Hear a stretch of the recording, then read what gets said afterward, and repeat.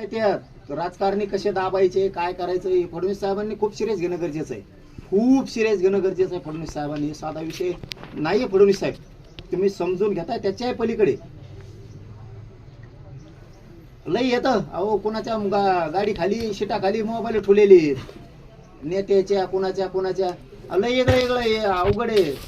काही माहिती आता अशात आम्हाला म्हणजे त्या आरोपींच्या काही किंवा दुसऱ्या मित्रांकडून सुद्धा मिळाल्या, दुसऱ्या मित्रांकडून सुद्धा म्हणतो बावनकुळे साहेबाच्या मेवण्याचं पण आहे, भाच्याचं पण आहे.